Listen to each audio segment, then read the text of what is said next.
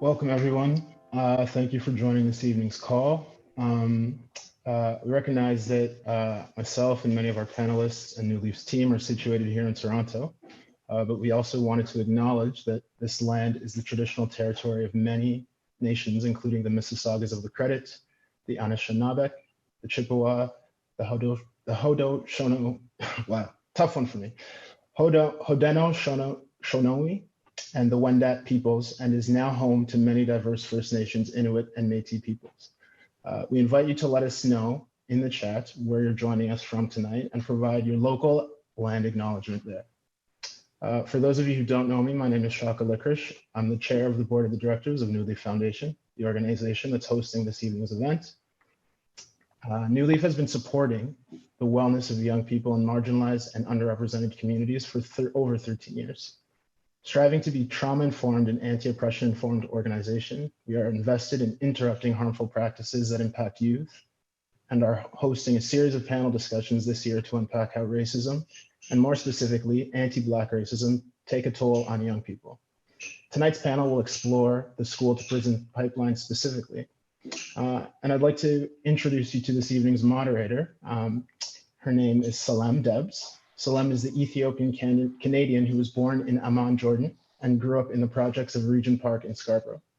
She is the mother of a 15-year-old boy, the owner of Juicy Yoga Studios in Waterloo, a yoga and meditation teacher, a Lululemon ambassador, a holistic life coach, Reiki master, singer, songwriter, and poet. Selam is most passionate about advocating for the rights of Black, Indigenous, and people of color, the upliftment of Black voices, and the importance of educating our communities on racial inequities, inclusivity, and social justice. She's committed to forming alliances in solidarity with Indigenous peoples in our collective commitment to make the promise and challenge of truth and reconciliation real in our communities.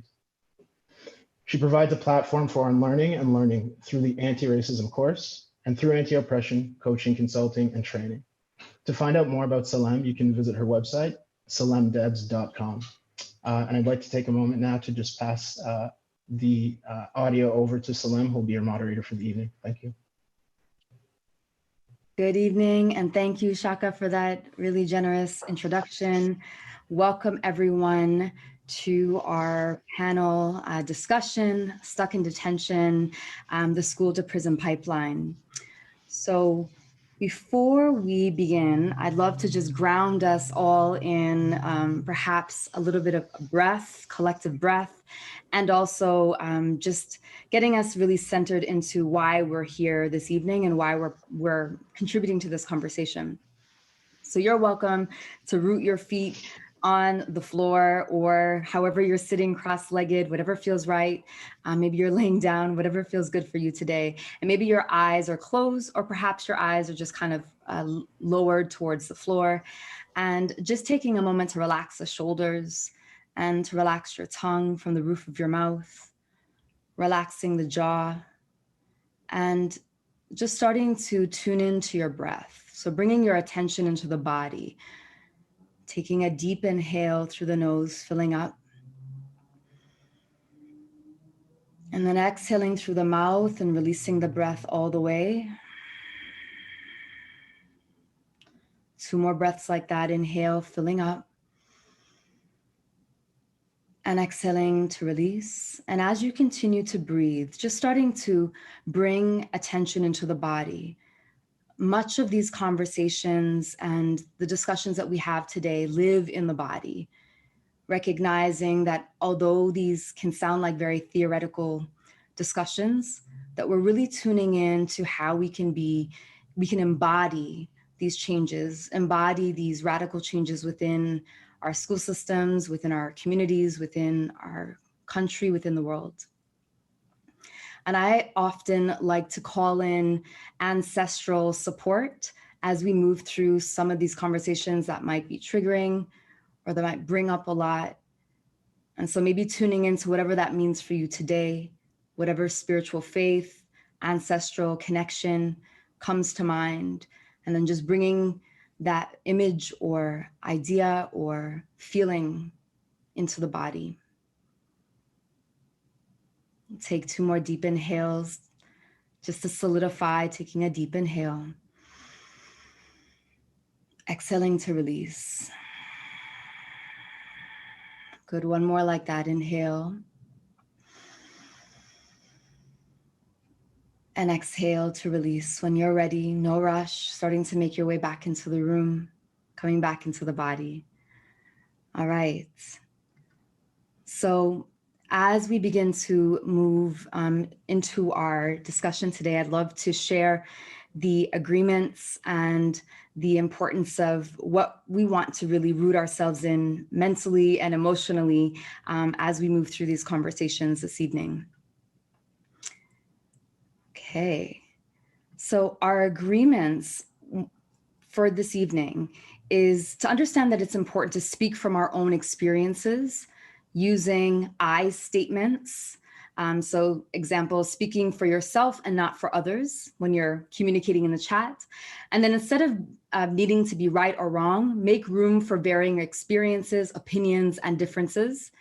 And notice when reactivity may arise and lean on your practice to support you in those moments before responding. So for example, taking a pause, feel your feet on the floor, whatever supports you. And then really practicing confidentiality. So what is shared in this space stays in this space unless you have consent from the appropriate person to share elsewhere. And then ask for support or clarification when you need it. And remember that we aim to create an inclusive and safe space for all while we are all learning, and there will be times that we call each other in. Any explicitly racist, homophobic, transphobic, fatphobic, and other oppressive language will not be tolerated. And then we'll really have an understanding around the Q&A. So please, I encourage you to communicate in the chat, share as much as you can, start to kind of create that engagement. And oftentimes in these conversations, people are scared to speak up or share. So I encourage you to do so that we can kind of create that accountability and connection. And also understanding that the Q&A portion will take place in the last 30 minutes. So questions can be shared in the chat and then we'll collect them and they'll be addressed in the section of the conversation. And then the discussion is being recorded. So all audience members, all of you are muted and you may choose to have your video on or off. And if you're sharing on social media, please share the hashtag schools in session. And in that way, we'll all be able to connect around the same conversation. Does that sound good for everyone? Okay, we're in agreement. Nice, excellent. So I am excited to be able to introduce our panel today, our experts, and those who have immersed themselves in these conversations, who do this work, and who will be sharing their experiences and their expertise. So firstly, I'd love to introduce Jason Kandankery. He is a principal with the Toronto District School Board who worked in Regent Park over the last 10 years and is now working in Scarborough. He is passionate about working in underserved communities and how we can work to decolonize schools so they become sites of liberation and possibility for all students. He believes that schools and the communities they serve must work together to ensure positive outcomes.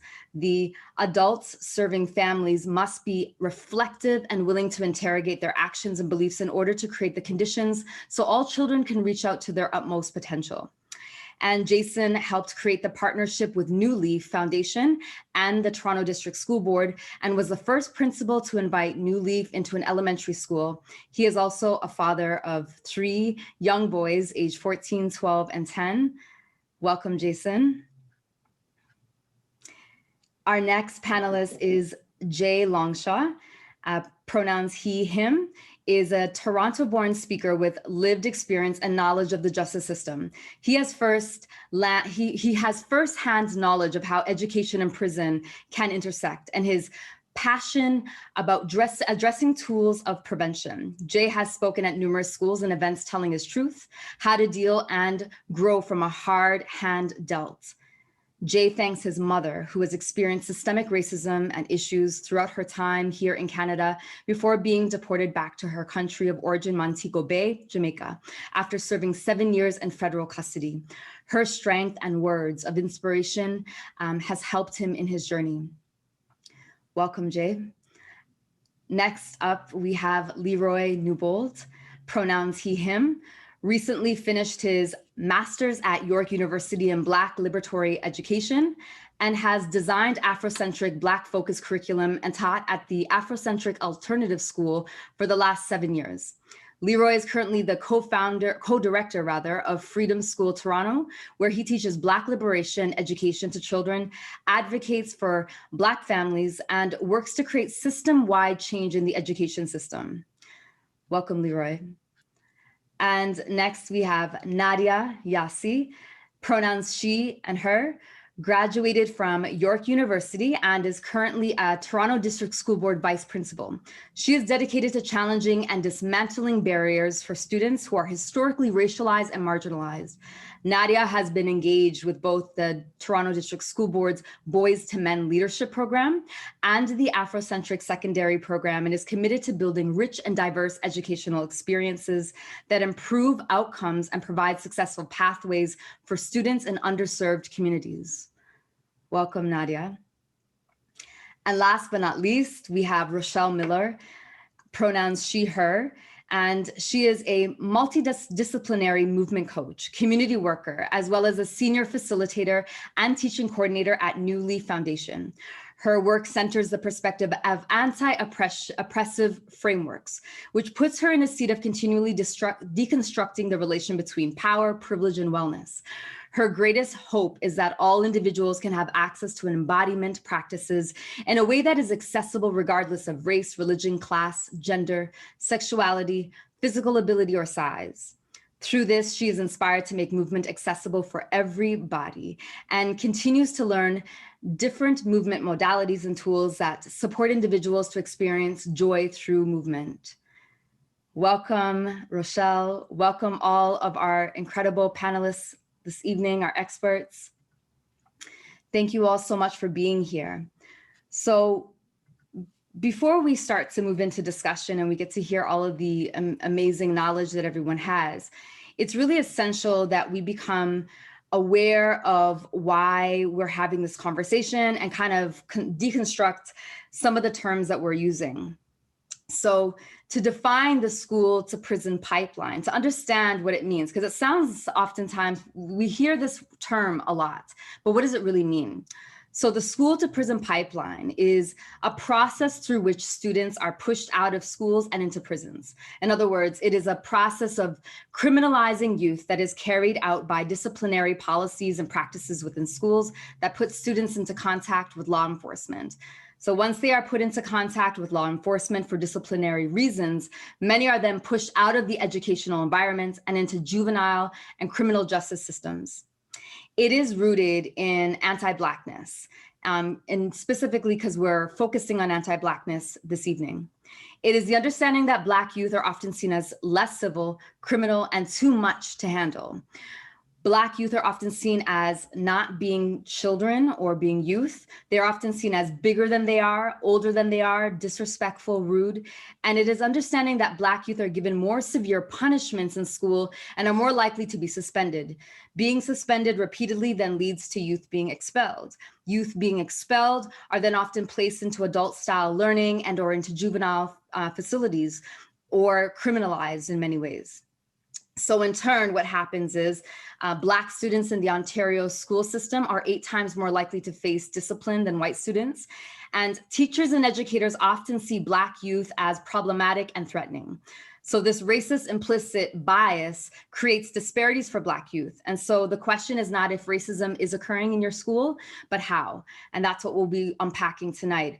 And decolonizing spaces is essential, which is why we're so fortunate to have so many great leaders that will be speaking to this. So tonight's discussion is really rooted in the decolonizing of education. And to understand this, decolonization is the process of deconstructing colonial ideologies of white superiority and privilege, of Western thought and approaches. So on one hand, decolonization involves dismantling structures that perpetuate the status quo and then addressing unbalanced oppressive power dynamics. And so when we're interrupting and decolonizing the education system, we're looking to rebuild it and really starting to root it in equity versus equality. And our experts, we're going to be diving into all of that this evening. So If you're still here, you're with us, type yes in the chat. If you're here with us and you're ready for this conversation, awesome. Okay, wonderful. So let us begin.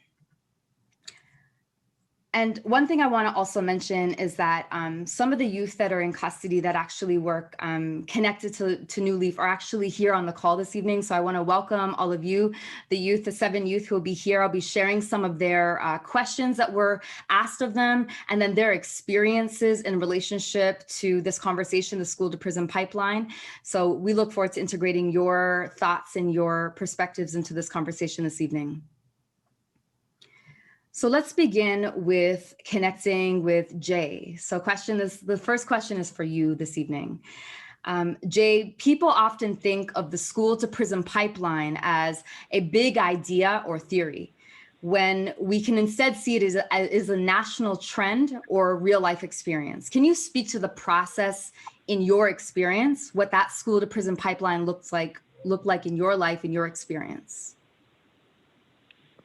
I would definitely begin to say that it's no longer a theory, nor an idea. It's actual thing.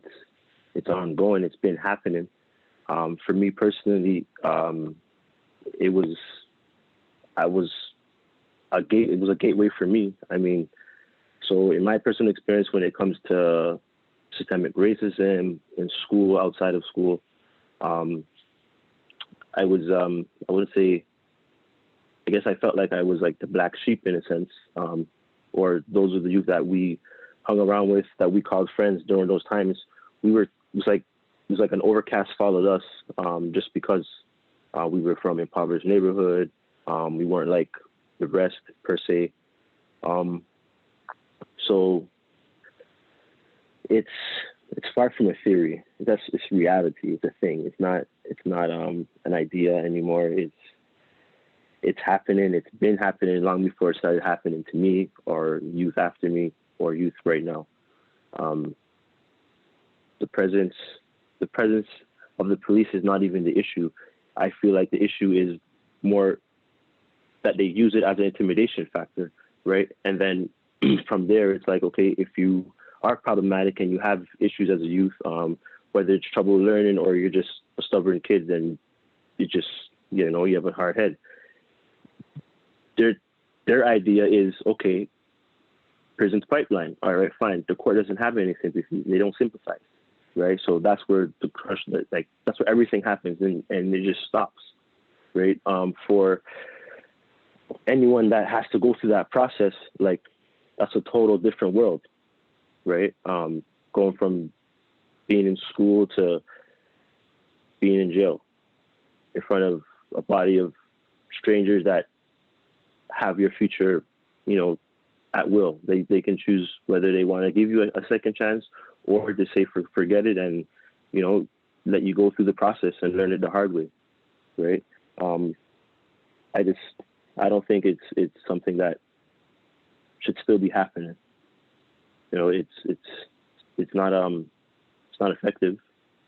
Like, the only thing that it supports is the new Jim Crow theory, right? Like, that's exactly what it is to me. It's not helpful, right? That's a different type of education. And if you want youth to learn in jail, what happens is it criminalizes them. Like, unless, you got some super strong support systems in play and, you happen to utilize that, then okay, we might be able to save a few youth here and there, but overall, a lot of the youth, because of that prison to pipeline, gray area that they operate in, it just ruins the future of the youth, period.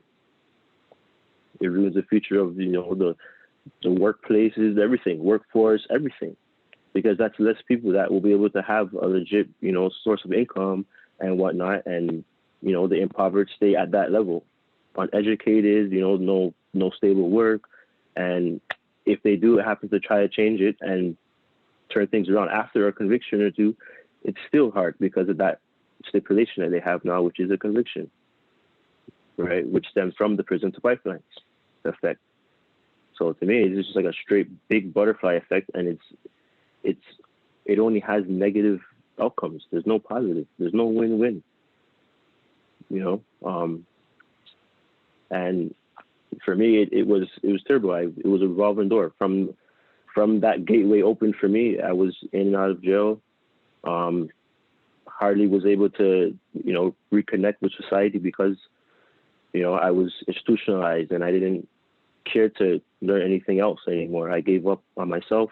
I gave up on trying to do better. You know, I just accepted my comfort zone, which was my neighborhood, my friends that were all problematic. And it took me a while to reconfigure and figure things out on a different level and get my head out of that institutionalized way of thinking.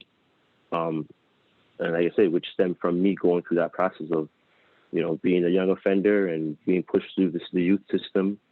And then basically trying to force you to learn in there. And for me, in there, the education system, people can benefit from it, but it's just a paycheck to those that are working in there. There's nothing else. There's no common folk bonding like that. It's just, you're a stat, and I'm here to fill that void where there's a paycheck to be made. And when you're gone, you're gone. I'm never going to see you again. There's not going to be no, you know, high school reunions or anything like that. You know, you don't have none of that. You lose everything. You lose everything. You know, the key pieces that you would need in life to be pro-social and not be so reserved and have defensive walls all up over the place because you have a mistrust for everything just because of what you've been through so early, right? Yeah, it's a reality. You know, I am living proof. I am still currently going through the judicial system. I'm what they deem a long-term offender, so I have a stipulation of a 7-year parole term. I currently reside at a halfway home. I'm still going through the process just from trying to rebuild and figure it out the right way rather than just allowing the system to define who I am or what my future may be, you know, hold for me. Thank you, Jay. Yeah. Yeah, I think, you know, what you speak to is this idea that it doesn't just happen from nowhere. I think a lot of people I think about myself growing up in Regent Park and growing up in Scarborough with my, you know, immigrant Ethiopian mother, and how she was fighting so hard to try to prevent me from being impacted in the way that all of us were being impacted in our communities, and recognizing that so much of the onus is put on, for example, on Black people, on Black bodies, to have to figure out how to navigate this system. And we think that it's happening, you know, that somehow inherently Black bodies or Black youth are just falling into these traps, or that they're inherently moving in this direction, not recognizing that it's like a real system in place. Like once you've had all of those interactions in school, and once you start to lose a sense of faith within yourself and you continue to see that mirror again and again, then, you know, what is possible, what's possible becomes limited for you. And then the system continuously reinforces that for you over and over and over again. So I think that it is essential that as we have these conversations, that we also understand that these are real human beings. It's happening in our communities. This is not something that people read this online or they're, you know, watching, you know, panel discussions, but this is real life. I think about all my friends that I grew up with in Regent Park and Scarborough, and so many of them have the same story. And it's unfortunately not unique. It's not a unique story. It's a systemic story, and it's something that we have to keep talking about and having real discussion about. So thank you, Jay. Thank you for sharing in that way. Thank you. And so I think to shift that conversation, of what Jay shared with us, which is the understanding that this is systemic, and that if you're tuning in tonight, perhaps this is a conversation that maybe has felt like theoretical or intellectual for you, but they really are lived experiences. And then we have to start to look at like, what is on the other side of that coin? What's on the other side of the coin of systemic oppression? We have to think about those who hold power and privilege or hold those platforms that have the chance to be able to decide, a youth's future. And so this next question is for Jason, who is a principal. And, the question is, what is deficit thinking and how does it impact educators' power over racialized students? And can you share an example specifically related to punishments like detention and suspension? Okay, thank you, Selam. Deficit thinking at its core is about seeing people as less than. And I think at the offset of our conversation, you really framed it quite well, Selam. But I think it's also important to acknowledge, I see deficit thinking and examples of it every day, unfortunately. But at the same time, I also see many examples of people contesting that. Many of the people on this call here today actively doing work to contest deficit thinking. Many system leaders in our school, many educators that are working daily with children. So I also want to acknowledge that. But at its core, deficit thinking is unfortunately what the entire public education system was built on. And I think it's important for us to understand that and acknowledge that, because in order for us to truly contest it, we have to be able to say, yes, that is true. And when we think to the roots of public education in Canada, it was a system designed intentionally to underserve those outside of the dominant culture, intentionally created to perpetuate the power structures of colonialism. And at the offset, Selam, you talked about the importance of us taking an approach as decolonizers in education. And if we recognize that the system was created to perpetuate the power of those who have power, then really it's a system that was built and continues to stand on white supremacy and all the ideals of whiteness. And so if that's how the system was built, anybody that falls outside of that is seen as less than. The deficit gaze is given towards them. The deficit beliefs are directed towards them. The expectations are lower for them because they don't reach what is seen as the prime spot of being white and whiteness and everything that entails, and the capital W of whiteness, right? And so what that essentially does is it devalues Indigenous, Black, and Brown bodies. It devalues people that don't uphold the ideals of white dominant culture. And the way this plays out in school spaces is we see it through erasure. We see it through the lack of representation of Indigenous, Black, and Brown staff in schools. We see it in the lack of representation in curriculum documents and curriculum resources and teaching and learning happening on a daily basis. Even for today. And I think it's so important for us here, if we're committed to decolonizing, an integral part of that is for us to be reflective and interrogate our own practices and not be afraid to do so. It's the only way that we can move forward. And as I hear us talk about decolonizing education, I identify as South Asian. I don't identify as Indigenous, but I feel very passionate about it. I think, it's and I talked to some of the organizers around this. Is not to criticize anyone, but it would have been great for us to have at least an Indigenous person, someone who identifies as Indigenous on our panel. Because when we talk about decolonizing education, it's really about ensuring that Indigenous voice is not erased, and that we put Indigenous ways of knowing at the center of our work.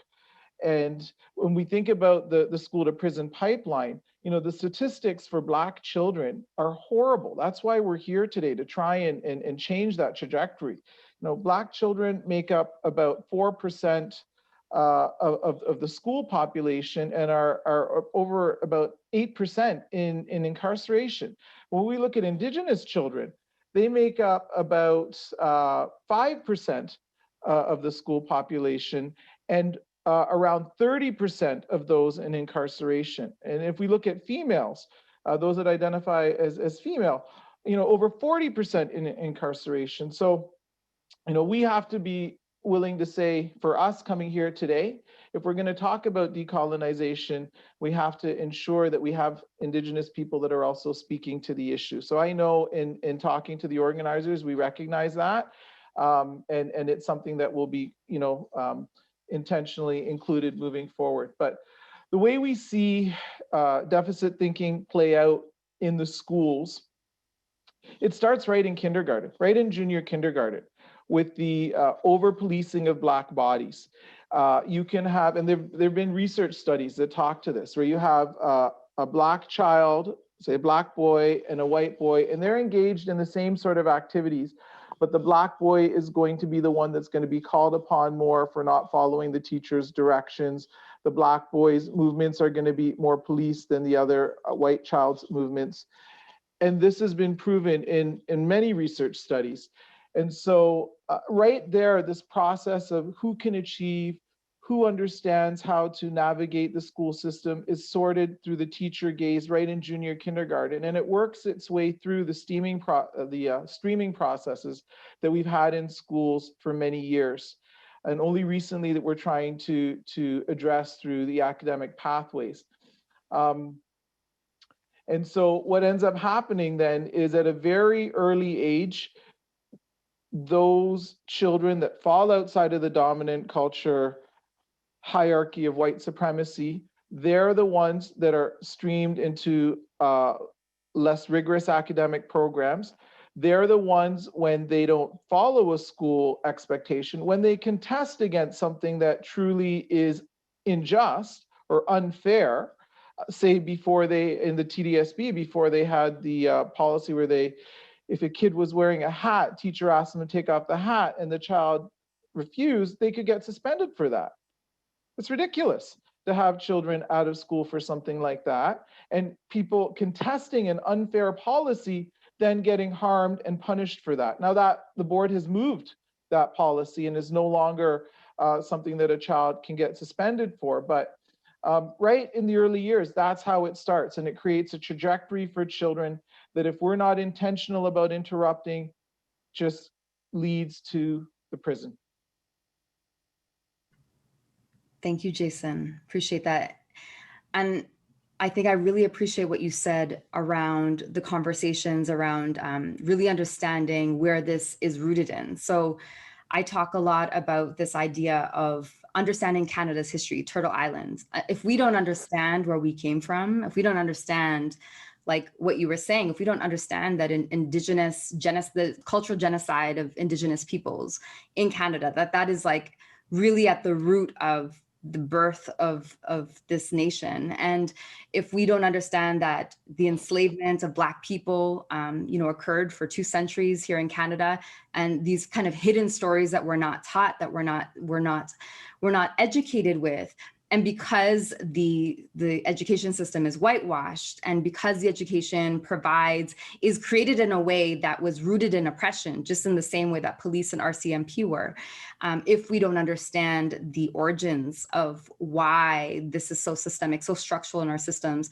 then it's hard for us to really unpack and like get to a place of solution.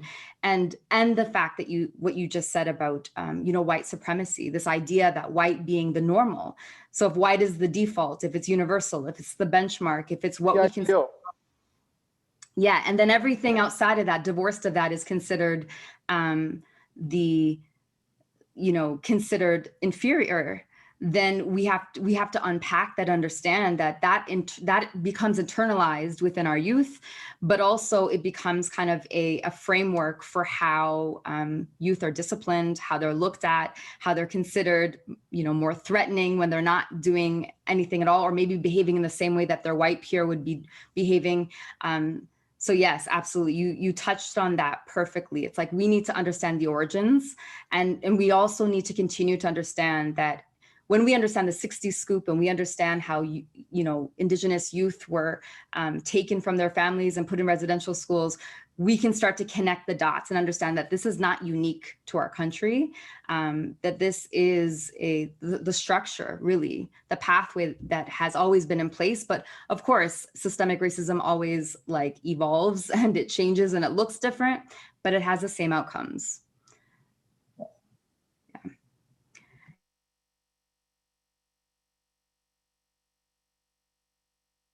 Oh, Selam, you're on mute if you're speaking. That's important information. Can you hear me now? Okay, good.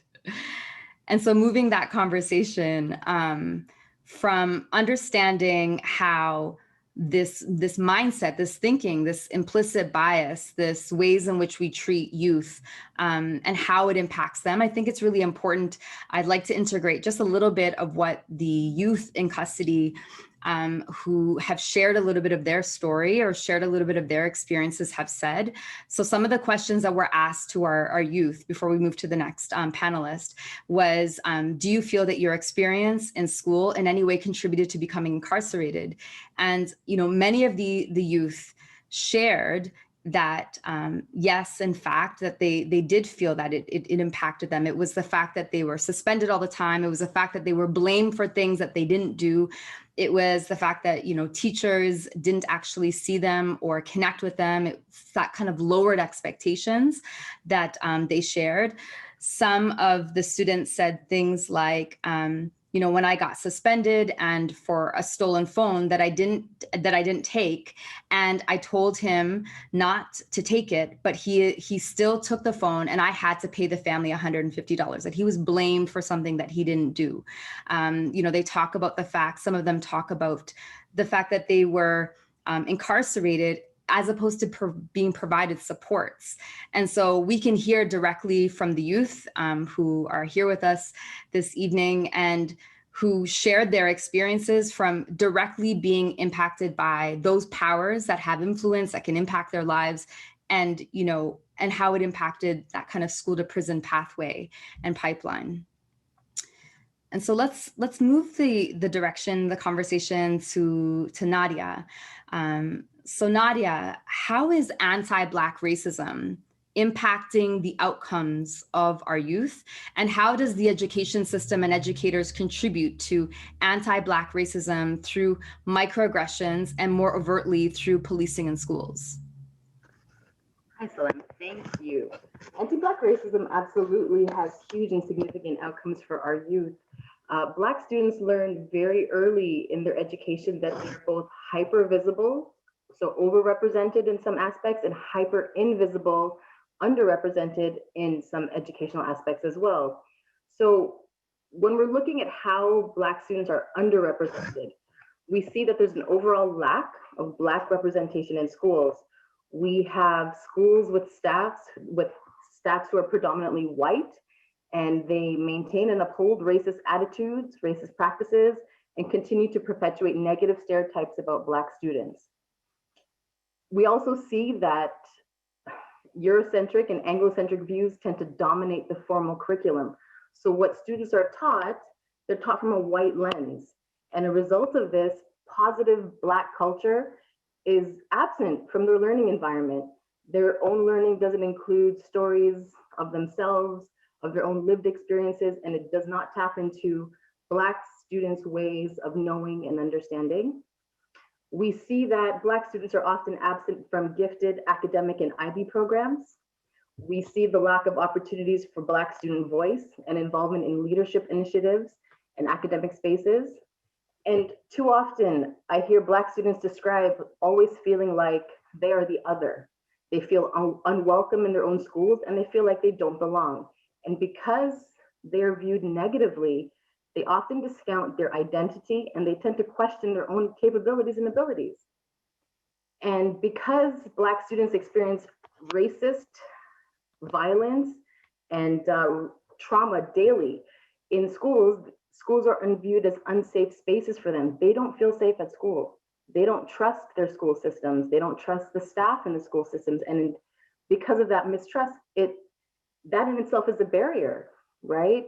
So because racial harassment and racial incidents are often ignored and unreported and often perpetuated by staff in those buildings, the people who commit those racist acts are rarely held accountable, and that tends to re-traumatize students and families, and again, adds to the mistrust.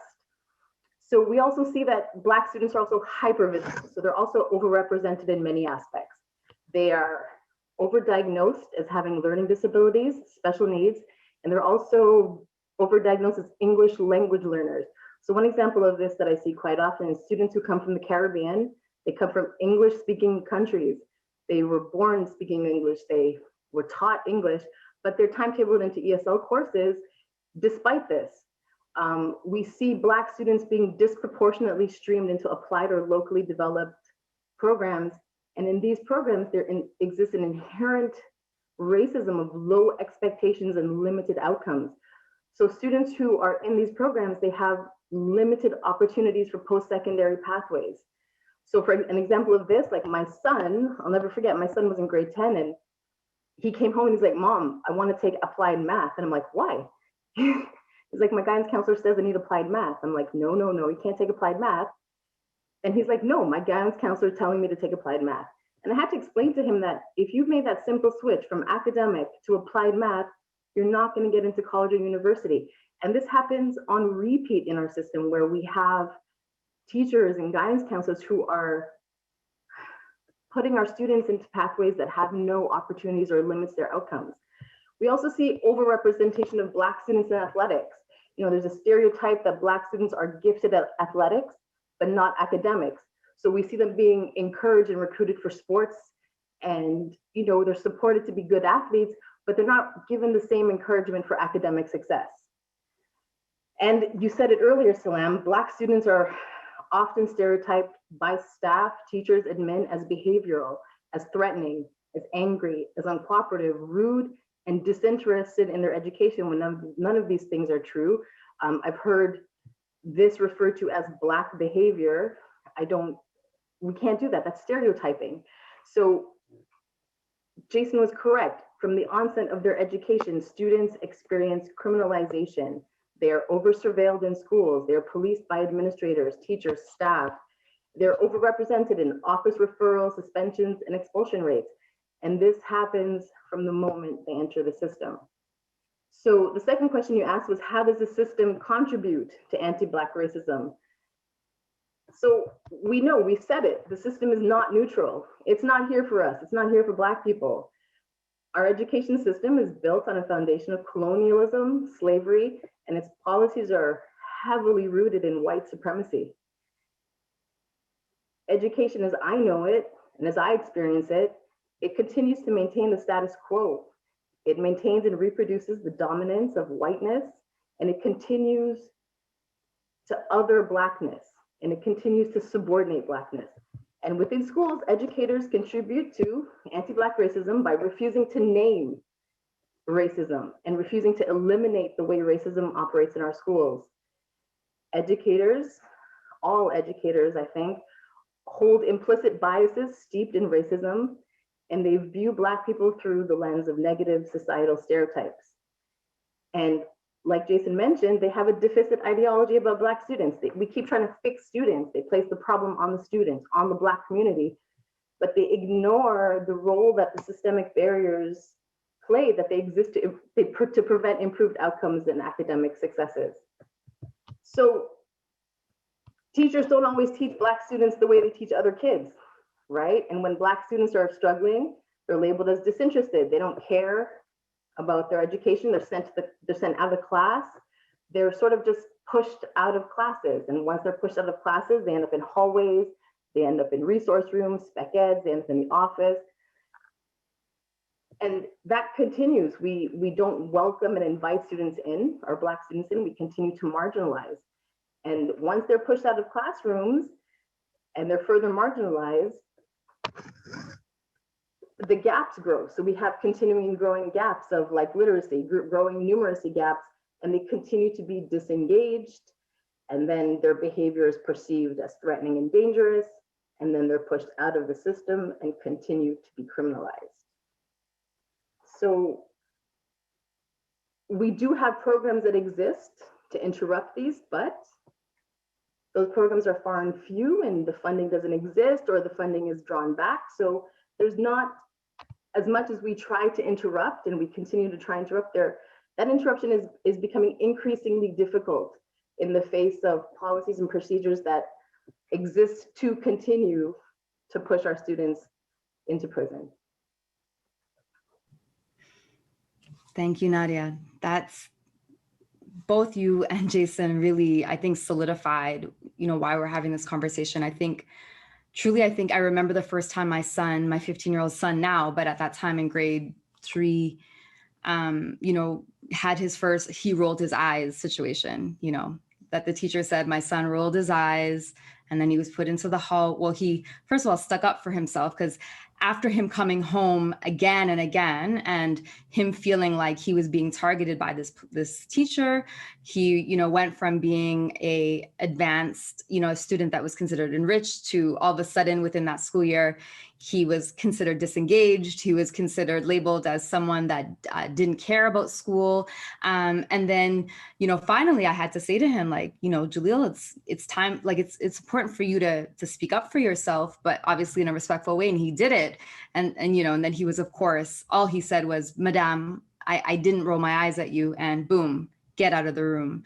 And, he's crying and she's trying to center herself, and, and that experience, luckily I championed it and, spoke out. But I think about my mother, who did not have the tools to be able to do that. My Ethiopian, immigrant mother, who worked 3-4 jobs and was just really trying her best. And so it's really understanding, like, tying it back to what you said, Nadia, which is that really at the end of the day, the implicit bias, like the deeply ingrained belief systems that Black youth are and BIPOC youth are, like, less than, that are inferior, that they're disengaged, and that belief process of being so rooted in whiteness and being so rooted in that respectability politics that, like, if you don't act this way, if you don't talk this way, if you don't dress this way, if you don't behave this way, then you're outside of the norm. You're outside of what's considered good.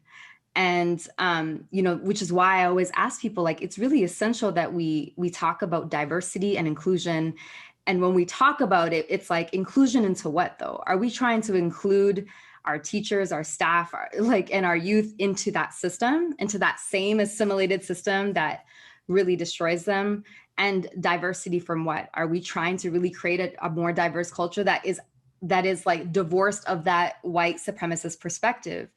And so absolutely, it's why, thankfully we have a vice principal and a principal on the panel that is doing and championing this work in a big way. So thank you for sharing in that way, Nadia. And so if we were to direct this conversation, this question is for you, LeRoi.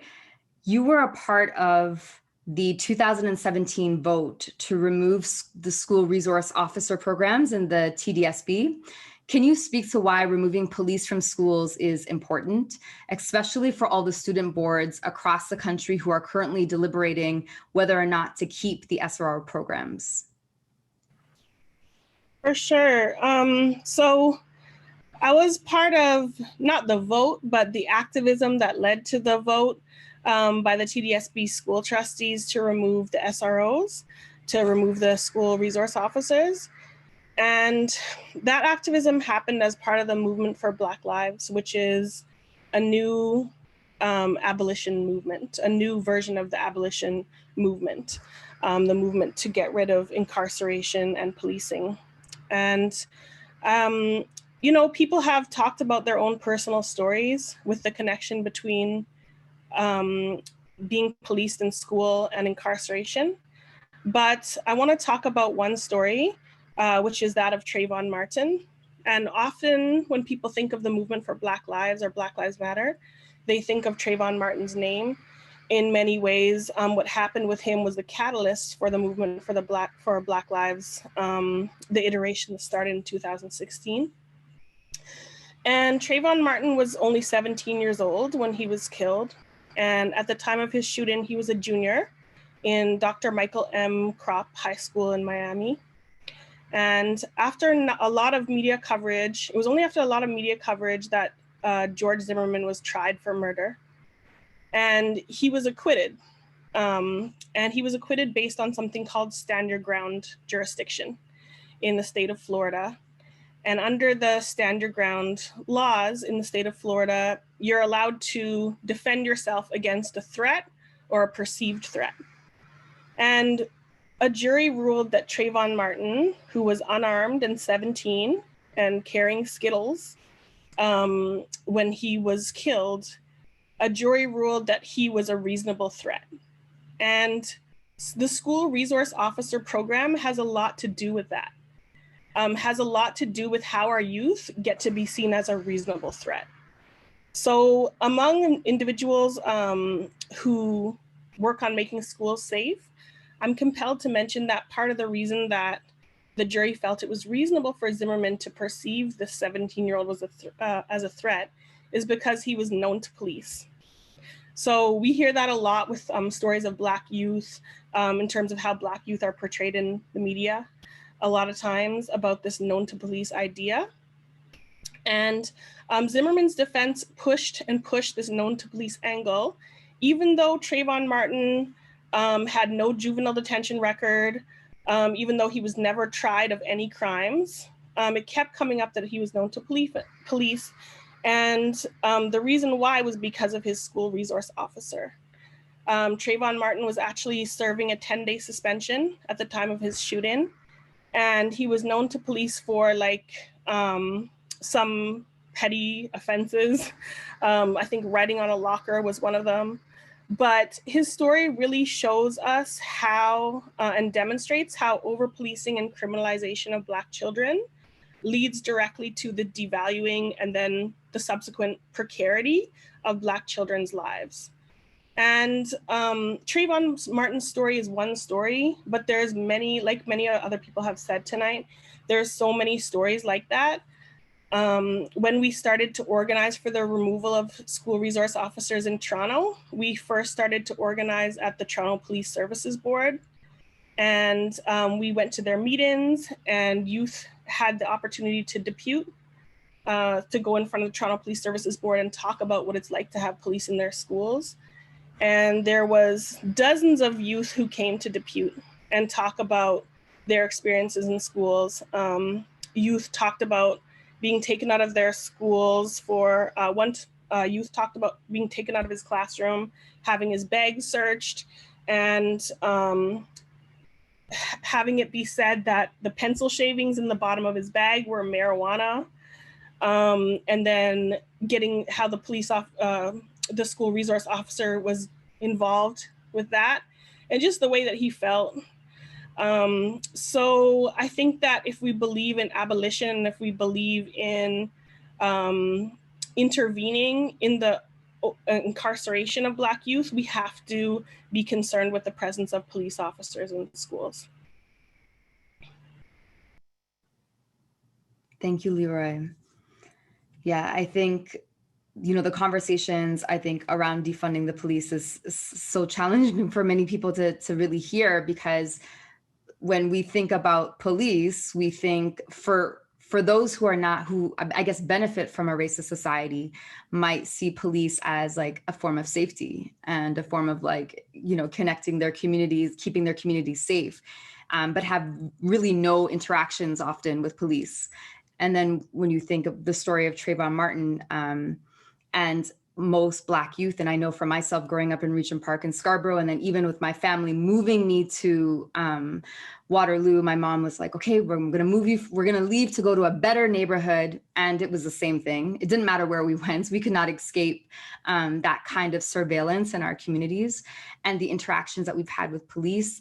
And understanding that if we're not willing to reimagine something new in terms of abolition, in terms of whatever perspective you might hold in the spectrum of change, then we continue to, you know, perpetuate and hold those systems in place and allow our Black youth and BIPOC youth to be, especially Black and Indigenous youth, to be impacted by the SRO programs. And so creating this change, like championing this, is so necessary. And I think about my 15-year-old son, and now he's tall and he has, you know, he's rocking his fro and he's, you know, starting to find that autonomy and moving out in the world.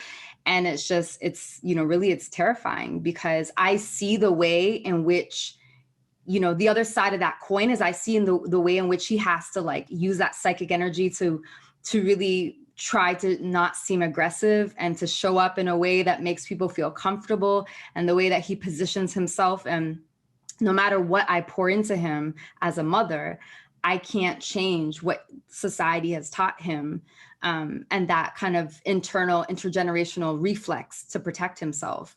And so why our Black youth have to do all of that psychic energy, as opposed to changing the system, it's like we're asking our youth to either do two things. Either they have to fight for their lives, or they have to turn themselves into a pretzel to make themselves small, right?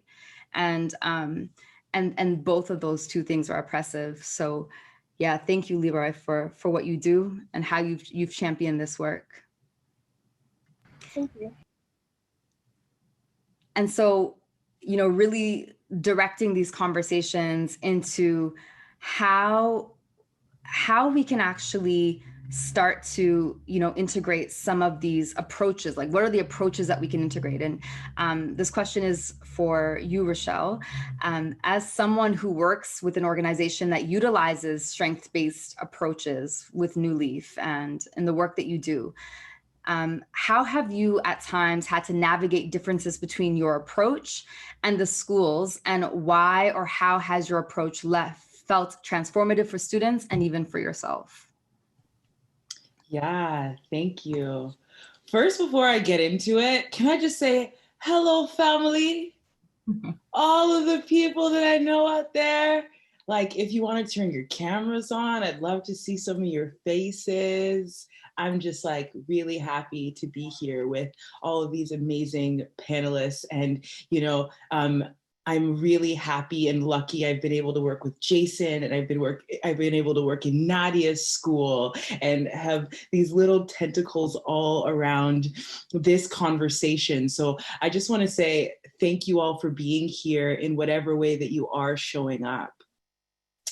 I've worked with New Leaf now for quite a while. We're talking about 7 years, and our programming, it looks very different than like a standard learning environment, right? Like, we come into the classroom that has desks that are forward facing, where there's this teacher at the front, and we create a circle with yoga mats, and we take off our shoes. And sometimes I feel like I'm the crazy aunt or the wild aunt that comes in and is a little bit disrupting the status quo of what is. And it has been such an interesting learning experience for me, because we come from an outside organization, so we're not embedded into some of these structures on a day-to-day basis, and one of the ways that I've really started to see how this labeling, I think, comes is right in the beginning of when we start setting up our programs. So before we go into schools, we always do a conversation between the teacher, the principal, and social workers, etc. And in that meeting, it more often than not looks like there's ADHD in my classroom, which is attention deficit disorder, or oppositional defiance disorder, or this person is really dangerous. And there's this list of all of these, and Jason actually spoke to it, this like negativity or deficit thinking, this negativity bias. And right even before we go in, are we given this picture of what the youth are like? And often when I go in, the youth that they're naming are racialized youth. And also that my experience with them is actually quite different, First of all, and this is kind of normal. I think that when New Leaf gets chosen to go into schools, there's this idea that we're going to come and we're going to fix something. We're going to fix these youth. We're going to come in, we're going to beat them with that yoga. We're gonna we're gonna do some meditation with them, you know? And like, that's really not the way that we work, you know? Like, I think that one of our main priorities is finding connection with youth. So this can actually look, in the first couple weeks of our programming, a little bit chaotic, right? It's very like out of the stream of like front facing desks, one authority at the top. And I think that it can even be a little bit jarring for the teachers that we work for or work with, right? Like, they're like, but we're supposed to be quiet and we're supposed to be going to be peaceful and all of these things. And I think that the importance of us as facilitators and teachers to come in and know our students before imparting any knowledge or any gifts or any whatever we think that we have to give them is so important, right? Like, in the first moments of like my programming, I think that it's all about knowing who the young people are, right? And in this way, I have the opportunity to really speak to them directly and also talk about things that are relevant for them, right? And in this time of like not trying to like assert a sort of like order or a plan or whatever it may be, I can really start to identify their strengths. So, you know, a really great example for me in this is often the youth that I am told is the most disruptive or the most loud or always hijacks my class. Whenever I've actually interacted with that student, I always notice of them that they're like the classroom ambassador. They're the classroom ambassador, they're the classroom advocate.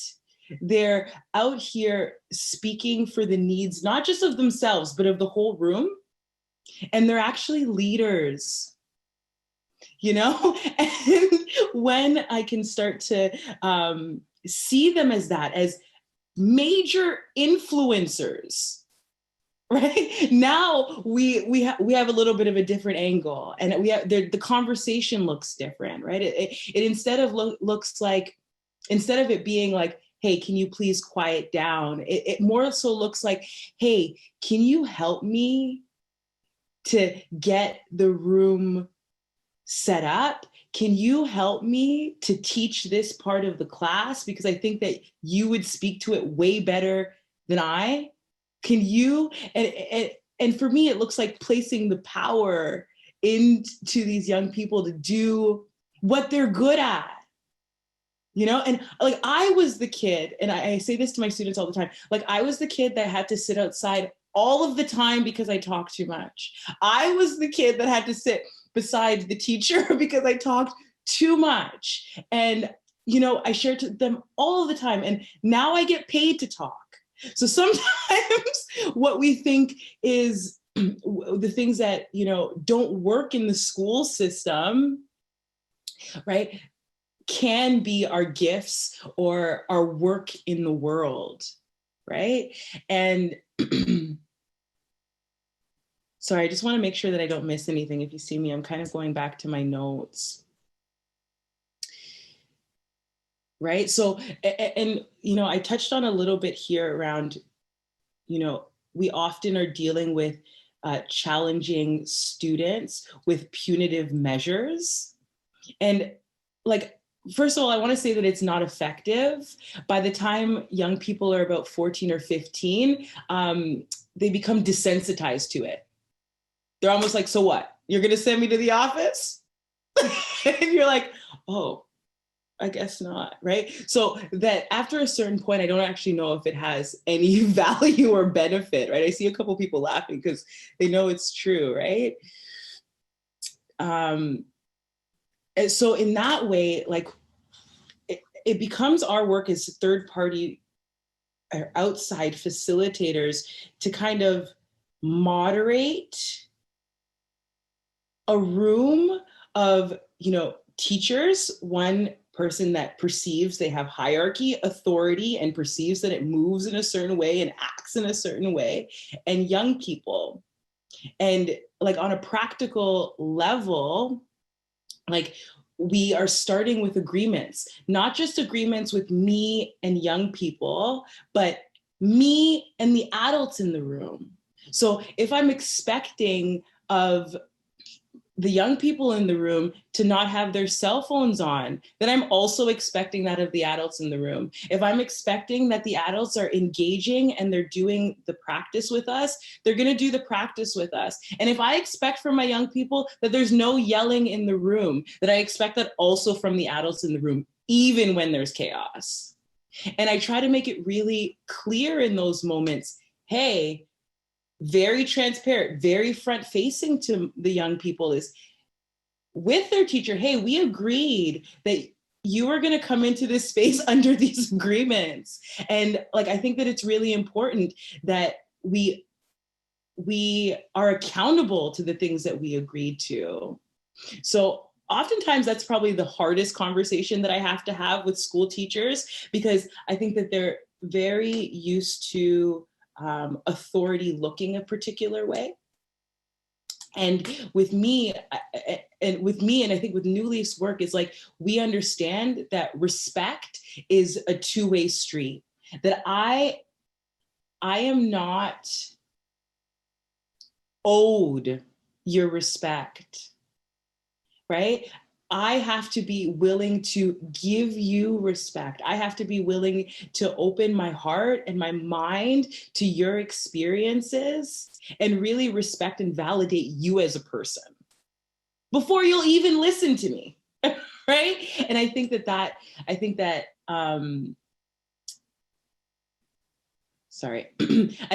is some of the ways we can start to like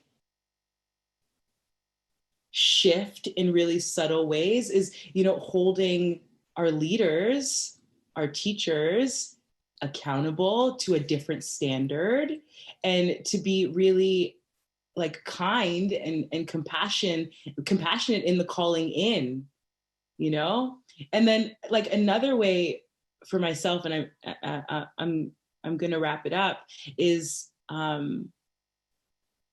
really giving teachers permission to not have to have order, right? Like I understand, generally we're sometimes in classes of 20 or 30 people, but I think that,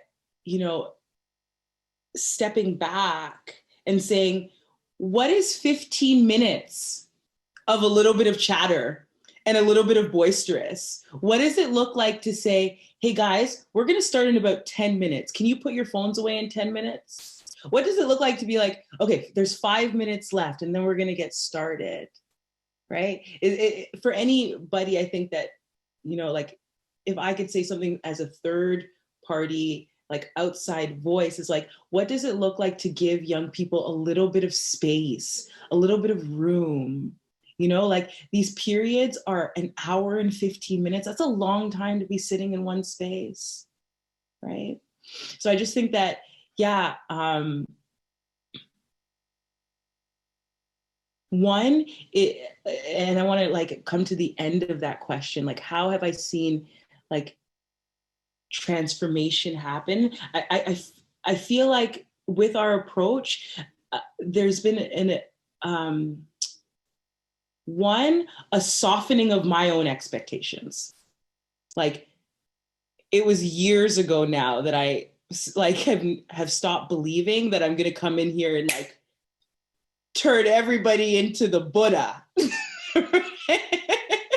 Right? So I throw that expectation right out. And in that softening and showing up to whatever is happening, I find that my youth are also really open and receptive to me, right? Because I'm not really pressing an agenda.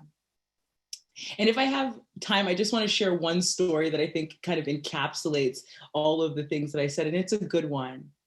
So a few years ago, actually at Downsview, when Nadia, you were there as well. I worked with a small group of young men, and there was about 5 of them. And one day they came in like right off, you know, lunch or something, and they're talking about this girl. They're like, and they use this derogatory term. And I'm like, guys, come on, don't you know, like, I'm a woman as well, and that could be a little bit like offensive or sensitive. And they're like, nah, miss, that's not you. You're not one of those. And I was like, I understand. And when we come into this space of doing this work, let's try to keep that kind of wording, that kind of dialogue out of the room. And the young man said something to the effect of like, or what, you're gonna send me to the office? And I was like, no, come on in, right? And so we have this class. And then our second week, you know, we come back in and the conversation is still a little bit there. There's a little bit of a, again, the word comes up and I say, hey guys, like it came up last week and it's coming up again. And I'm gonna share a little bit why I've asked for you not to use that. I said, you know, I think that it really, it supports violence against women. And we went like throughout a longer conversation. I'll put it short for that, but like, it kind of has the essence of being toxic masculinity. And I know that you guys are better than that. Okay, third week, we come in. It happens again. It happens again. And the young man said, oh shit, miss. Sorry, my bad. And I was like, oh, this is amazing because awareness is happening. Now I'm aware. I said the thing, awareness came up. So then we have a good couple weeks, everything's rolling, we're all in good dynamic, and it must be like 6 weeks out. And then something comes up again. And this other young man looks at his friend, and he goes, yo, bro, you can't say that. Don't you know that's toxic masculine, yo? And that for me was like give a little bit of space, share, you know, what is needed and the why behind it, and give them time to digest it. And then to choose accordingly. That we can't expect for behavior to change right away. And even as adults, we can't expect that from ourselves. And I don't think that it's fair that we expect that from young people either. So thank you. Rochelle. That's such a dope story, like perfect analogy, like perfect story to help us understand. Like when you really break that story down, it's like you saw them, you connected with them, you built relationships with the youth. It's like you created space for them to be fully human. And I always say that, you know, white supremacy and those structures steal and robs our ability to be fully human, you know, like to fully connect and to fully build relationships. And your story just speaks perfectly to that sense of accountability, right? Because if staff members, if educators are not willing to take that time to sit with themselves and say, you know, what am I bringing into the room? Am I bringing my expectations and my sense of authority and my disciplinary ways of how I discipline my children at home, or what stereotypes, what implicit biases am I bringing? But also, am I able to create space for people, for like the youth to be fully human, to fully move through the process of like whatever they're going through, and you doing that in that way. And I know many of the other, you know, panelists are doing the same thing, is just so powerful. Like I think about if I had a staff member like you growing up, you know, I wouldn't have been told, oh, you talk too much. You know, you're constantly doing this. You're too much and this, and you're too much. And until I realized, I mean, it took me like decades to realize that it was my superpower. But if youth could understand, number one, that is their superpower, that thing that they, that hasn't been fostered, hasn't been like looked at, they haven't had that kind of, that mirroring back to them that they're enough, and that that someone wants to pour love into them in that way. But in a system that is like meant to control, to create this controlled environment, how can we do that? how can that even be possible? But then further to that, how do Black youth, Black bodies and Indigenous bodies and people of color, youth of color, how can they exist if they are already thought of as inherently criminal or inherently bad or inherently too much? So, I mean, please, I wish I could go back and you just be my teacher. that would have been the best. I think all of us are thinking that, and many of you, if you could be our teacher, if my son could have that. I think about even till this day, he had his first Black teacher this year, and it's such a big deal. We were like, you got your first Black teacher. We got to do we have to have a little bit of a celebration, because not only because she's Black, but because she was able to reflect back to him and talk to him, and she's, talked to him after class and applauded him on certain things, or given him that sense of seeing him in a way that I haven't seen yet. Not to say that a white teacher can't do that as well, or another teacher couldn't do that as well. But I think this embodied awareness is what we need to start to learn. Like, this embodied way of decolonizing actually makes us better humans, like more caring, loving, more generous human beings at the end of the day. So thank you so much, Rochelle. And like, the favorite part about this conversation this evening is like opening up the discussion, because I always find it awkward to be like, and you. I love like connecting and talking together. So I'm excited for us to move to this part of the conversation, which is all of us discussing together. Please don't be shy. Unmute yourself and just speak, and we'll see where it takes us. We'll riff together.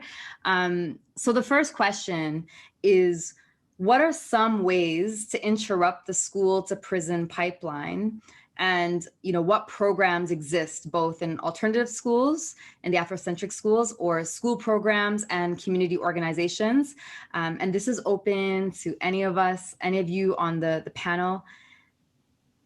What's there right now? What are some ways that we can interrupt the school to prison pipeline? If I could start with that. I think I look at the work that LeRoi and other people have been doing around Freedom School, and honestly, it's fabulous. I had students and staff participate in the program this summer. And when we create opportunities for students to see affirmative representations of themselves, Indigenous students, Black students, students of color, I think that is such an important thing for us to do, because we can get stuck, and it's important. We have to look at the historical roots of things. And we talked about that, looking at why deficit thinking is so prevalent. It's what the system was built on.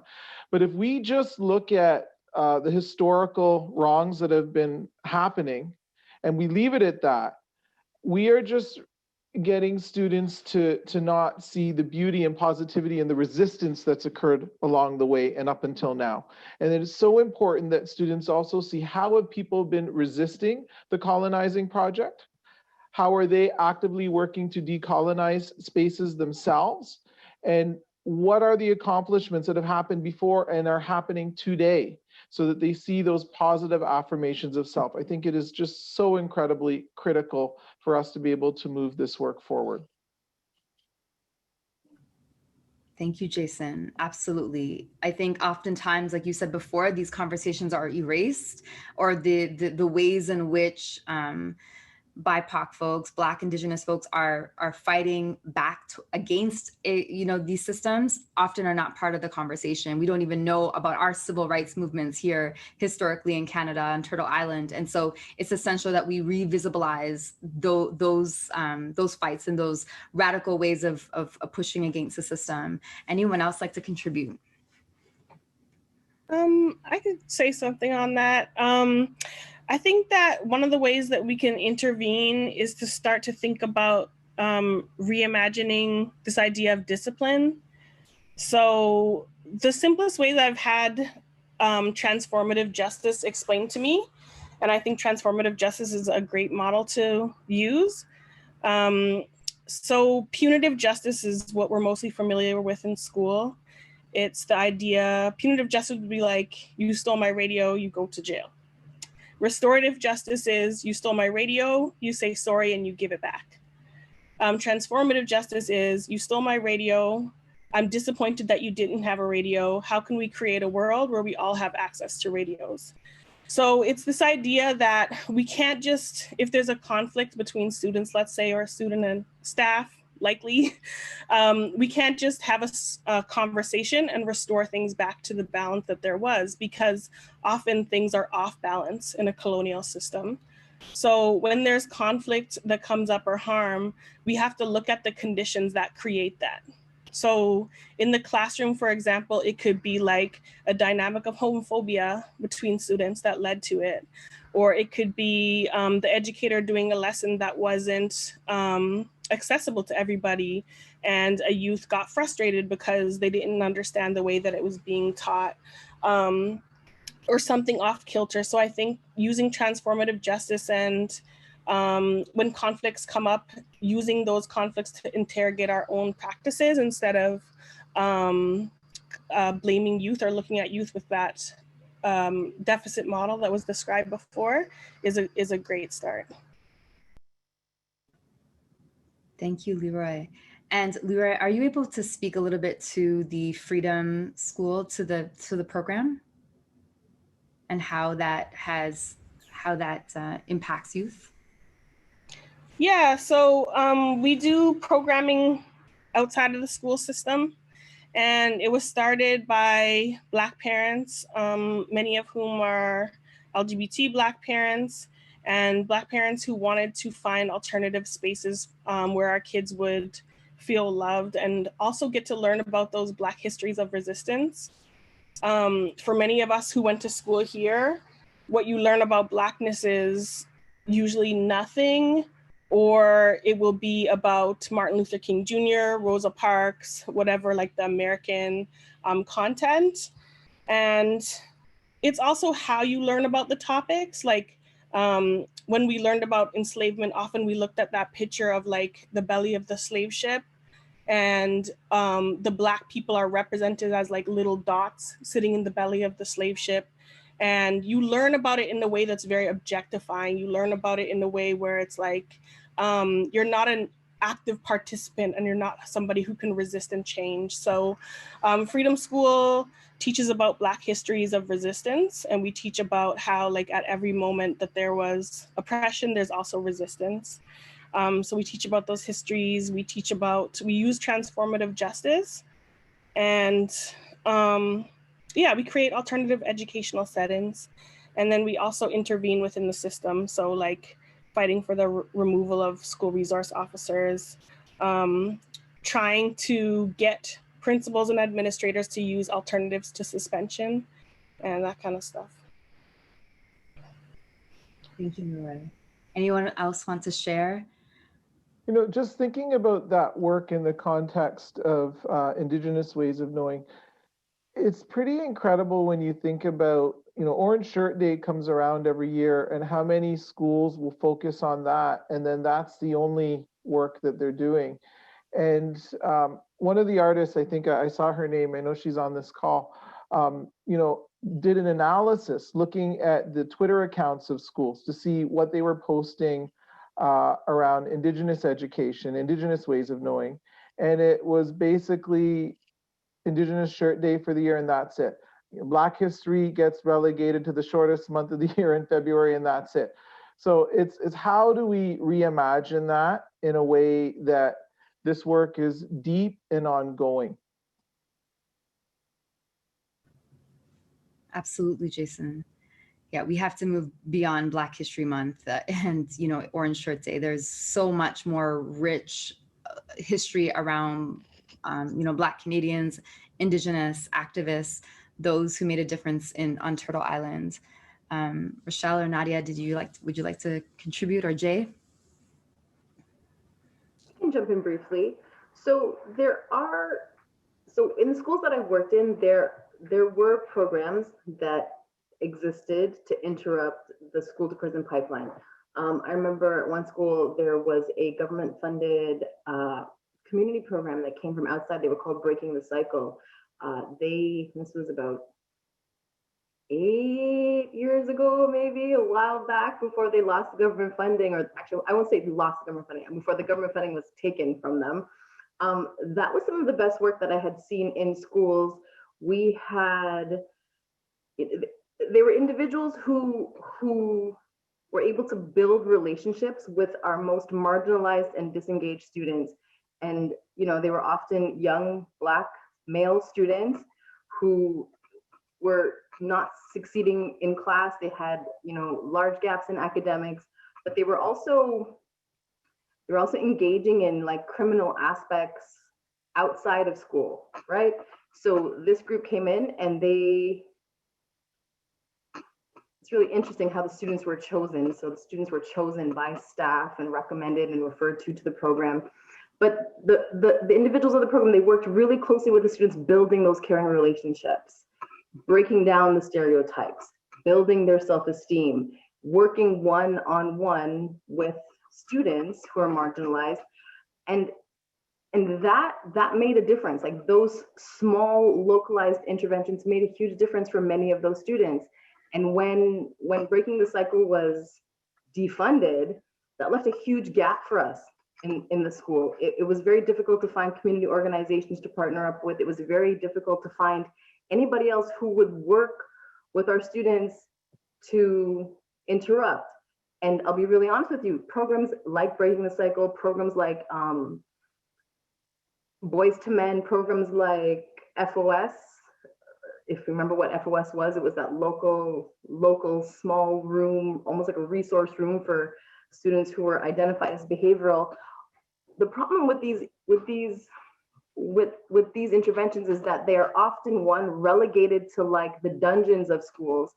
They don't include those students into the mainstream heart of the school. Teachers and staff and admin often don't buy in to support those programs. They see them as working adversely because we are removing students from classes.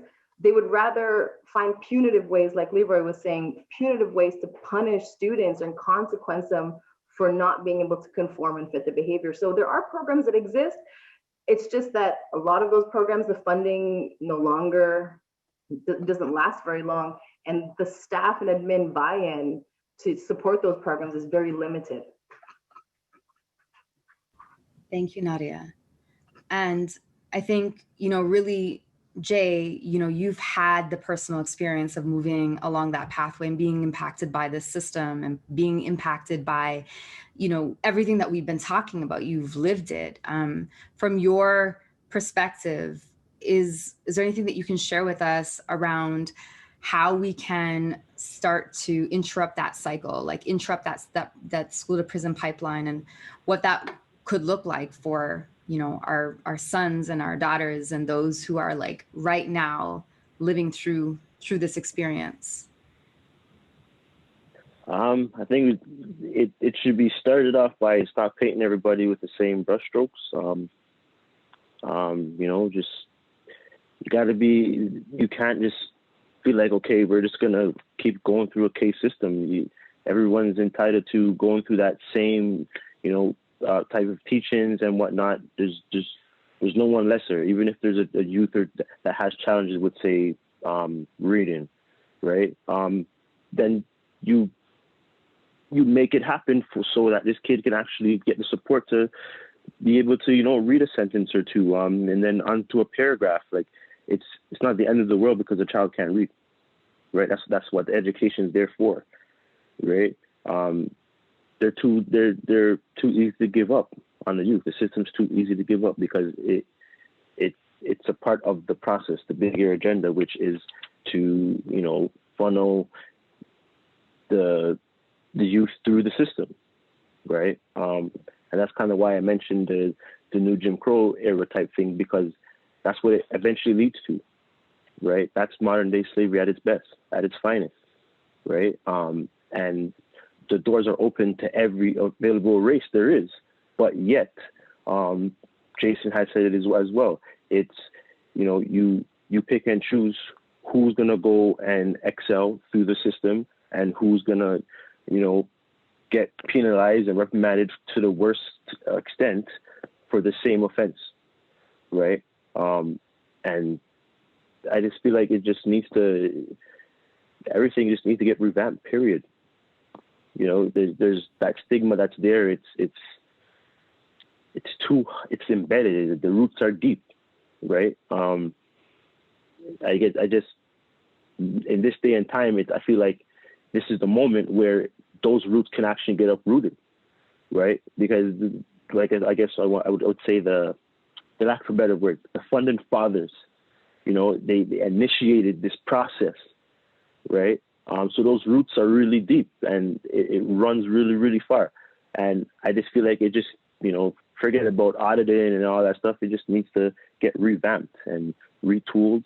And that's the only way for it to really make a difference, because we have the programmings that happen, yes, but then once the calendar year is over or two and it's time for rebudgeting, it gets knocked out of the budget. I was a part of the one of those programs that Nadia mentioned, and it's the same thing. When they were about to get rebudgeted, they had to stop because the government didn't add them into the budgeting, right? But yet it was very successful, right? They're really successful. I personally got a culinary certificate out of it, and, you know, a bit of electrical experiences. But I couldn't even finish one of my programs that I went into because of the rebudgeting issue, right?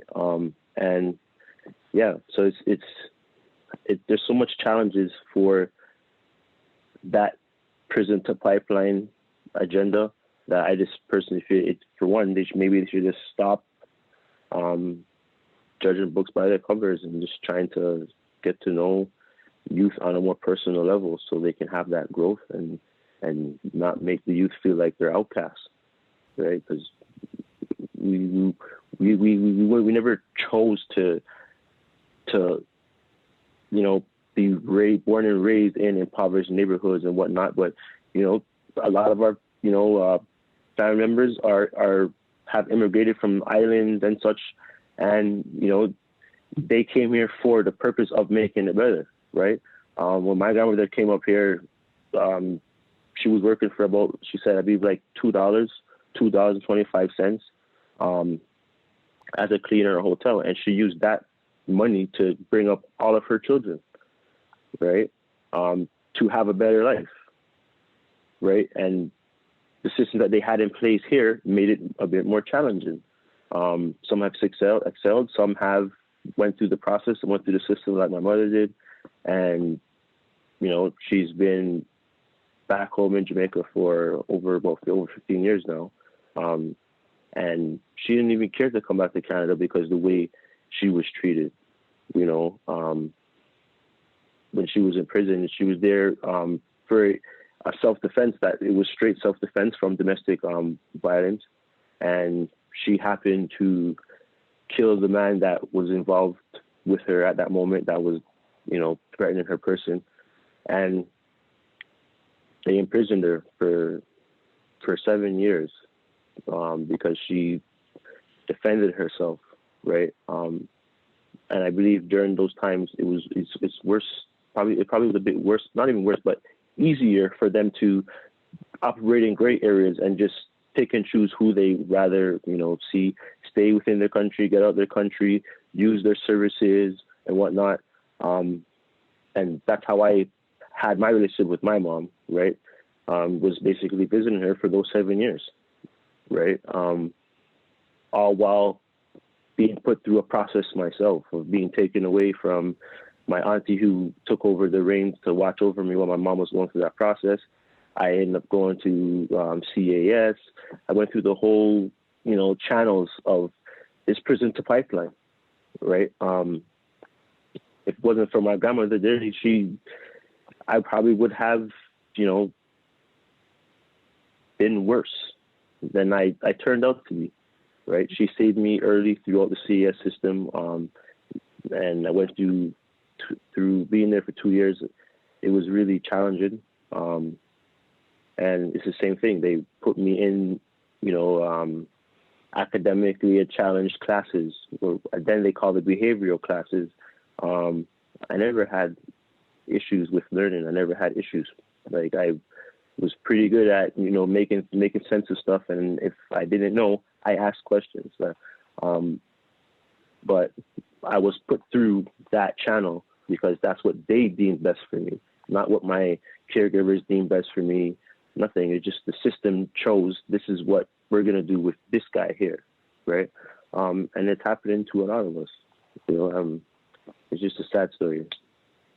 Jay, thank you so much for sharing that. I mean, that really is, when you look at systemic racism and you look at systemic oppression, again, people think about it intellectually, but it really is like a real pathway. Like, I know I've experienced being in the child services as well, and, grew up being impacted by all of those systems and having to fight your way through it is traumatic. It really is traumatic. And so I wonder then, how can, one last question before we move to opening the questions to the floor for, for our audience to be able to connect with us and ask us questions regarding everything that you've all shared.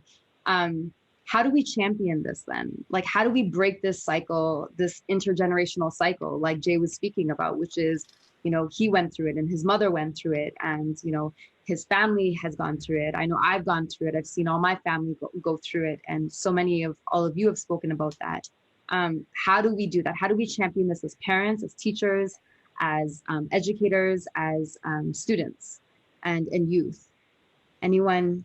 Yeah, I'd like to start. Yeah, I love this question because I think that New Leaf program is one of the ways that we can start to do some of this work. And like, a few things come up for me, like Jay said, not painting every student with the same brushstroke, and that we have to be willing to come into a place of understanding and asking to understand and truly understanding.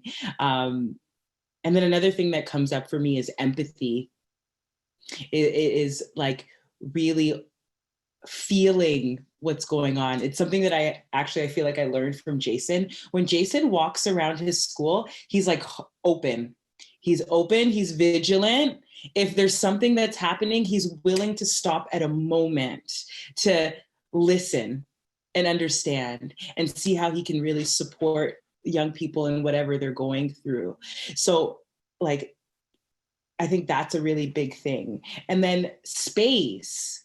Like, we really have to offer young people the space. And as, teachers and, youth workers and all of these things, I really encourage everybody to kind of open up their space. So an example of this is in my New Leaf programs, any of my old students can come at any time. And I've been, like I said, I'm like the crazy aunt, and sometimes they come, they're like, Miss, I can't go to class, and I leave barefoot and I walk them to their teacher and I ask, I say, hey, can they come and do some mindful breathing and mindful movement with us? And what I would love to see more of in schools is this safe space for youth to be able to cool down. That like, for me, this is one of the things that I've always wanted. And I call Laura and I'm like, hey, like, do you think that we could get this old student?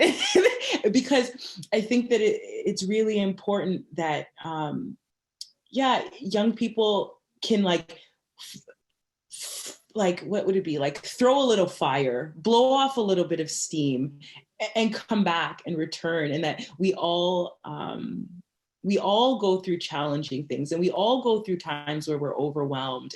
And what would we like? What would we like from the other? How would we like somebody else to treat us when we're overly stressed, in distress, angry, maybe on top of all of that, hadn't had breakfast or a good sleep. like, can we see individuals as full and whole and give them space to be that? And for those folks that are in the school every day, like, walking with your, like Jason, heart open, being aware of what's going on, like, I do this and I'm a visitor at the school. I'm like always looking out, because if somebody wants to sit and talk in the middle of the hallway, I'm gonna sit and talk to them in the middle of the hallway. And you know, and I encourage also for our teachers to see when our other teachers are overwhelmed. Like, if we're seeing other staff members not dealing with something well, like, it's okay to come in and say, hey, like, do you need a little bit of a break? Would you like me to take this young person for a walk? Like, if you feel like you have other resources to support and advocate for young people, I encourage you to do that, to say, hey, let me take them off your hands for a little bit and let's go get a snack. We go sit outside, we have a snack, we chat, and then maybe we can come back, you know? So, like, for me, it's empathy, space, and an openness to really understanding. Absolutely, Rochelle. Thank you so much for sharing that. I'd love to get maybe one perspective or one question or two from all of you who are engaged and watching and see all your comments. Thank you so much for being a part of this. I'm sure that there is a question or two that one of you might have for our incredible panelists, and our moderator will start to collect one or two that that we can ask. And while those questions are coming through, or maybe it's an aha, but if we have a question, that would be really, really wonderful. Rochelle, I think you spoke exactly to, you know, what is needed is like decolonizing, is like that building of relationships, that building, that coming back to that human level, that seeing youth as full, whole human beings, as opposed to those that you're supposed to control, to, you know, come to a certain outcome. Who cares if they learn math if they don't feel seen? And I know some of the youth who are in custody shared some of the ways in which they would feel like they would be supported. And one of the things that they said was like, a teacher to see me. Like, oftentimes, like, youth will say, I don't even feel like they don't see me or they don't like me. And to have that kind of lowered expectation is something that is problematic, and it's systemic. So starting to go from there. So let's take a look and see if we can. Can I add just one more thing about that? Because, you know, I get it right now. There's like teachers here. And I really want to speak to that, is that, you know, oftentimes, even when we're setting boundaries for students, we do it from this like high down. And I want to go back to this piece around empathy and how we create empathetic boundaries, you know, like with my young people, for example, this is an example around like yelling and cursing. So like yelling and cursing is not allowed in the space where we're practicing. But the way that I explain it is not like, no cursing, no yelling, is what I really share from my own lived experience, is when people raise their voice or when people are cursing and using violent language, I feel scared. I feel. Because as human beings, we are wired for empathy. And I think that so much in school systems do we remove our human from the interaction. So just as much as we're not seeing young people as humans, we're not even humanizing ourselves. And I think that that's a really important part of like changing the conversation and the trajectory. Okay, that's it. Thank you, Rochelle. Thank you. So to integrate a little bit of that, there's a question that came up that says that, you know, how do we support children or youth who are already in this system that has not been decolonized yet? Like, how do we allow them, how do we give them the tools to be able to actually navigate this system, although it hasn't changed as of yet, and they're not maybe going to an Afrocentric school, or they're not being offered those special programs? What is a way that a principal or a teacher can begin to help support students in a real tangible way? Maybe one or two can share. I think it lies in, as Rochelle's talking about, the importance of building relationships on that sort of micro day-to-day level. And within that, getting our Indigenous, Black students of color to see their greatness the greatness that resides in all of them, the strengths, the superpower that I've heard speakers talk about today that they all have, and to ensure that they are given every opportunity to shine and to have their skills built up, not torn down. And at a very practical level, let me give you an example. So I was at a school where we were running a math club, and the students were going to participate in this math writing contest. And one of my teachers had organized it, and I had asked for the list of students. And when they brought the list to me, I could see all of the students that they had gone and asked to participate in this club were South Asian. There were no Indigenous students, there were no Black students. And I said, you know, this is not okay. We have to intentionally interrupt this. What we're doing here is perpetuating a racist ideal that Indigenous and Black students are not academic, are not able to do math like South Asian students. And we know that is just not true. I can tell you 5 students, 10 students off the top of my head right now that should be part of this specialized club that we're trying to organize. Let's go talk to them.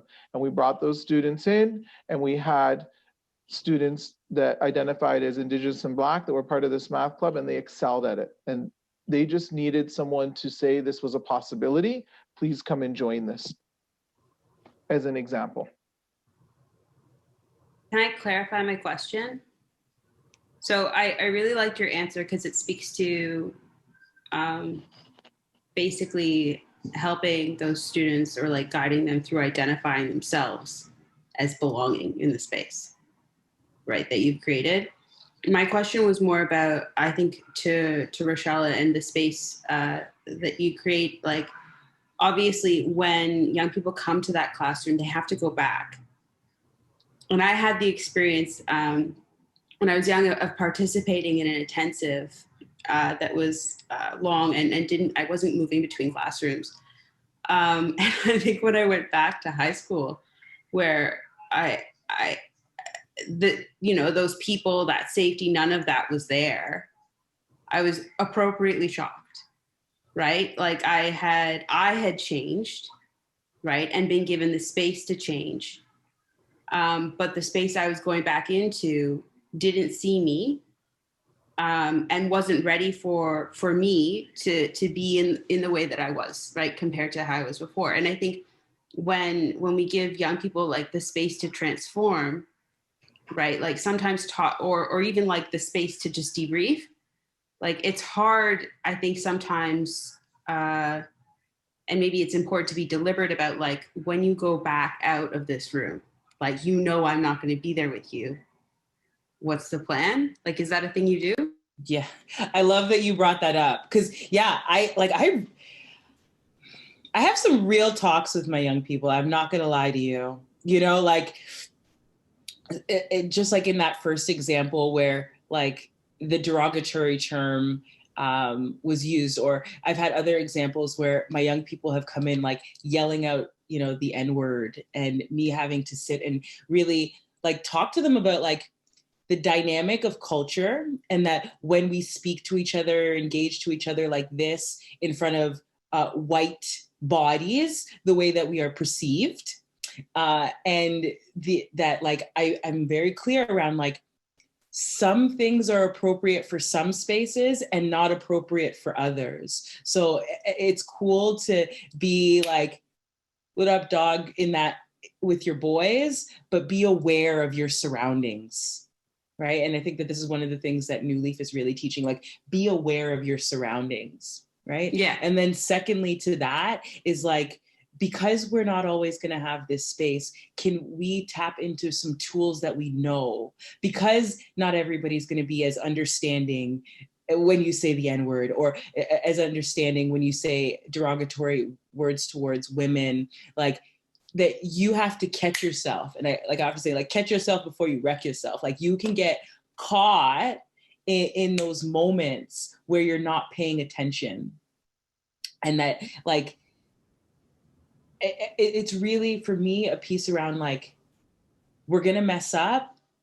I know you're going to mess up, but we try to be as aware as possible. And especially when I'm speaking to racialized youth, like you know, sometimes it's a little bit off book for New Leaf, but it's me as an embodied Black teacher that is advocating, that is saying, hey, like, I need you all. I know that you can be in the world in a way that has a higher sense of awareness. I know that you could be in a world where you can speak well when you need to, and really just yeah, like, again, driving home those pieces around awareness. You got to, like, not everything is for every time. And it took me, and I can even say, like, it took me 25 years to figure that out, that my voice is too loud in this setting, or that I can't use that language, or, and so yeah, long and short of it, I know we're running out of time here. Thank you, Rochelle. Excuse me. Thank you so much. Yes, and that's, you know, connected to respectability politics and all the things that we have to do to tell our youth to behave in one way. Just 1 minute before we close up, LeRoi, can you speak just maybe quickly to, I know it's a big topic, but to the question around calling the police in schools? Yeah, so I have taught in the TDSB before for about 10 years, and I there isn't a training or policy that instructs teachers to phone the police around behavioral incidents. But I know that if students have an IEP, which is like the document that's developed for you when you're in special education, if you have an IEP, there's a page on it that prompts teachers to think about whether they need to follow up with CAS or police. And that page, it's really dangerous, because I don't think that there's any situations in my whole career of working with elementary students, there's not really any situations where police would be needed. You have educators in the building, you have administrators in the building, you have enough adults with training to work with children. And I don't think that phoning police for a student's behavior should ever be a thing. And I think we need to think about, as teachers, how we can be used as arms of the state in terms of policing Black families, because we are the ones with the duty to report that are supposed to contact CAS. And a lot of the situations are, you know, like, something that is poverty could be misconstrued as neglect through eyes that are influenced by anti-Black lens. So we really have to be cognizant and deconstruct those things and be careful. Thank you, LeRoi, which is why anti-oppression training should be in every single school in every part of this country. Thank you for sharing that, because I think it's realizing that we do have the ability to change things. I mean, if we look at COVID-19 and we look at the pandemic, everything went on its head and the whole system changed in order to accommodate. So I think, you know, reimagining what's possible is important. As we begin to wrap up, because literally we could talk for hours, and this is the hard part about doing this work and having these discussions, is that we talk about this stuff all the time for many hours of our lives and our days. So, you know, trying to bring it into one compact, you know, conversation is really difficult. I just want to say thank you to our panelists, to Nadia, to Jason, to Rochelle, to LeRoi, to Jay, for really sharing your experiences, sharing your expertise. I feel like I've learned so much. There's so much that I'm really excited to bring and, you know, talk about more and learn more about, especially, you know, the school, the Freedom School. I would love to maybe visit the school one day and learn more about the programs that are happening in our communities. And so thank you to all of you for contributing, to being here. Thank you to our youth who answered the questions and who participated, who are on the call this evening. And we also want to say thank you to, you know, Lululemon's Here to Be program for partially funding the panel series. And a reminder that this is the second discussion in a 4-part series. So stay tuned for New Leaf's social media for an announcement of the final 2 events in the new year. And continue to follow New Leaf on Instagram at New Leaf Foundation TO. This will this information is all going to be available for you. And a reminder that the recording will be sent out. So New Leaf will include the links and resources that were mentioned. And before we go, though, I'd really like to ground us and say, first of all, thank you to the New Leaf team, the moderators, everyone that contributed to bringing this together and for championing these conversations that are not easy to have. And I think, before I move into the grounding, I just want to leave us with one quote to understand again that these conversations are not intellectual. They actually are lived in our bodies by Ta-Nehisi Coates. Ta-Nehisi Coates says, but all our phrasing, race relations, racial chasm, racial injustice, racial profiling, white privilege, even white supremacy serves to obscure that racism is a visceral experience, that it dislodges brains, blocks airways, rips muscle, extracts organs, cracks bones, breaks teeth. You must never look away from this. You must always remember that the sociology, the history, the economics, the graphs, the charts, the regressions all land with great violence upon the body. And so with that, it is essential that we continue to integrate breath and movement and other ways to also, the other side of justice is our healing. And that healing journey is necessary. So wherever you are, rooting your feet or cross-legged, whatever feels good, maybe the eyes closed or eyes lowered, and just taking a deep inhale. And then exhaling the breath all the way. Good, 3 more like that. Inhale all the way. And exhaling the breath. Good, inhale. Exhaling to release. Relaxing the jaw, relaxing the bite, bringing your attention back into the body. Starting to maybe call on whatever ancestral support or knowing or spiritual knowing into awareness. Perhaps it's just the simple breath. And it's just starting to integrate a sense of awareness, of gratitude for just being here in our bodies, for our resistance, for our ability to move as far as we have, and knowing that we are standing on the shoulders of so many that have done this work before us. Just want to thank all of you so much for coming here, taking your time, for contributing to these conversations, to showing up and wanting to do this work. And again, thank you, everyone. Stay safe, take care of yourselves and your families. And thank you.